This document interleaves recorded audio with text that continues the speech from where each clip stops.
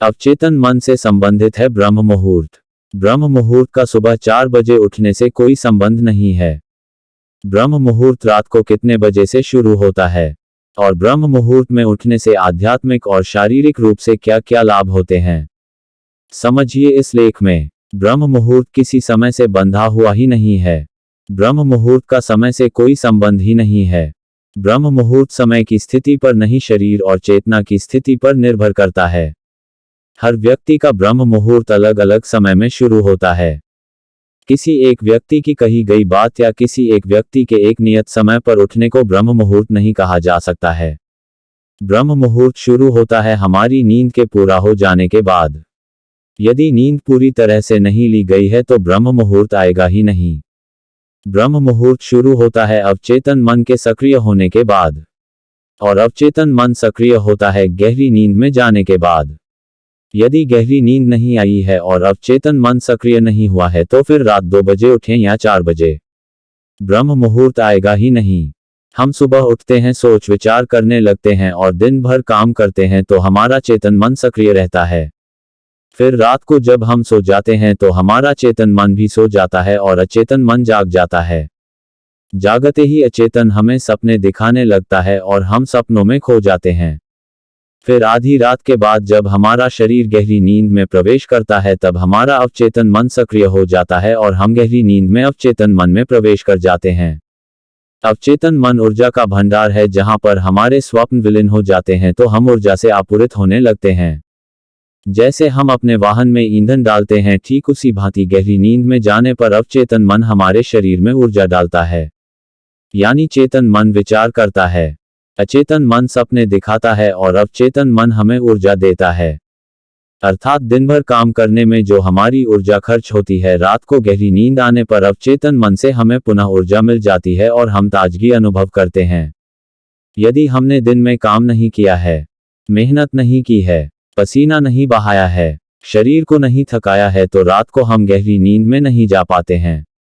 और गहरी नींद में नहीं जा पाते हैं तो हमारा अवचेतन मन सक्रिय नहीं हो पाता है, और अवचेतन मन सक्रिय नहीं होता है तो हमें ऊर्जा नहीं मिलती है और हम सारा दिन थकान और तनाव अनुभव करते हैं। जब हमारा शरीर गहरी नींद में प्रवेश करता है और अवचेतन मन सक्रिय होता है, उस समय हमारे शरीर का तापमान सामान्य से कम हो जाता है। गर्मी के मौसम में भी हमें ठंड लगने लगती है और हमें कंबल या रजाई ओढ़नी पड़ती है। गहरी नींद में अवचेतन मन के जागने का समय लगभग 2 घंटे का होता और हर व्यक्ति का ये समय अलग अलग होता है। किसी व्यक्ति का 2 बजे से 4 बजे तक का होता है तो किसी का 3 से 5 बजे तक का होता है तो किसी का 4 बजे से 6 बजे तक का समय होता है। इन 2 घंटों के लिए हम अवचेतन मन में चले जाते हैं जहां पर कोई विचार, कोई स्वप्न नहीं होते हैं। होता है एक गहन विश्राम। उस विश्राम में हमें ऊर्जा मिलती है और सुबह हम स्वस्थ व ताज़ा अनुभव करते हैं। गहरी नींद में अवचेतन मन में प्रवेश करने वाले इन 2 घंटों के बाद जब हम उठते हैं तो हमारा ब्रह्म मुहूर्त शुरू हो जाता है। उस समय हमारे भीतर कोई विचार, कोई स्वप्न नहीं होते हैं। हम निर्विचार होते हैं, ऊर्जा से भरे हुए होते हैं और इस समय यदि हम ध्यान करते हैं तो हमारी ध्यान में गति स्वतः ही होने लगती है। यदि हम इससे पहले उठ जाते हैं तो ब्रह्म मुहूर्त में नहीं उठते हैं। यदि मेरा गहरी नींद में अवचेतन मन में प्रवेश करने का समय 3 बजे से 5 बजे तक का है और मैं 4 बजे उठ जाता हूं तो मैं ब्रह्म मुहूर्त में नहीं उठा हूं, ब्रह्म मुहूर्त के पहले उठ गया हूं, क्योंकि मेरा ब्रह्म मुहूर्त शुरू होता है 5 बजे के बाद।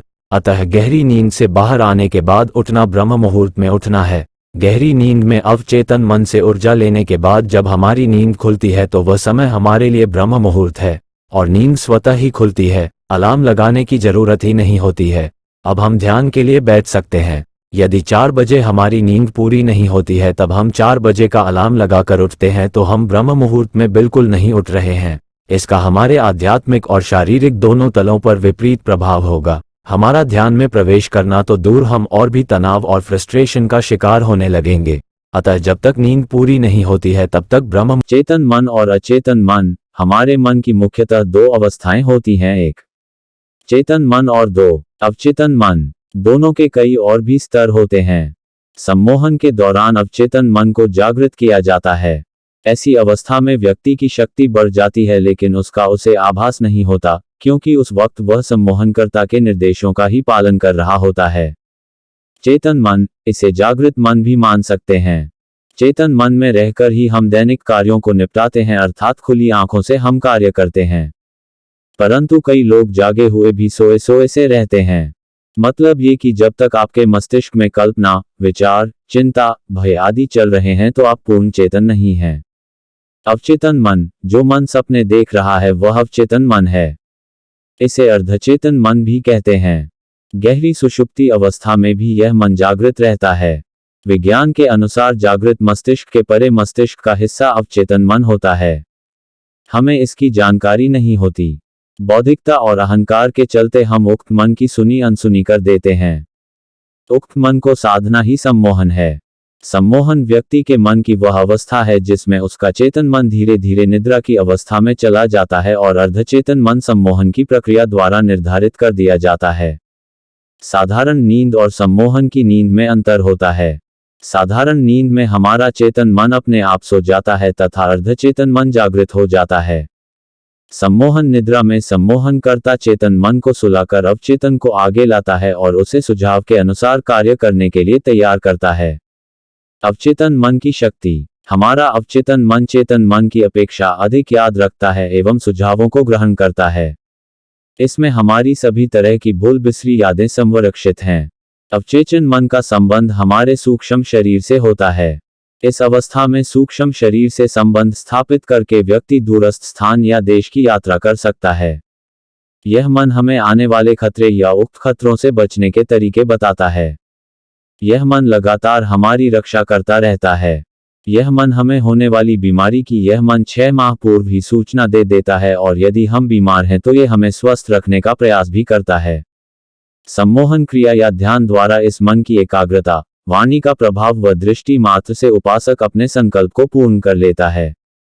इस मन के माध्यम से विचारों का संप्रेषण टेलीपैथिक अर्थात दूसरे के मन के विचार और भावों को ज्ञात किया जा सकता है। इस मन के माध्यम से अदृश्य वस्तु या आत्मा को देखा जा सकता है। इस मन के माध्यम से दूरस्थ दृश्यों को भी देखा जा सकता है। इसके साधने से व्यक्ति को घटना, बीमारी या रोग के होने का पूर्वाभास हो जाता है। इस मन के माध्यम से व्यक्ति दूसरे के विचारों को बदल सकता है और उसे स्वस्थ कर सकता है। देश दुनिया की विशेष खबरों को अलग नजर और अंदाज में देखने के लिए हमारे चैनल को सब्सक्राइब करें।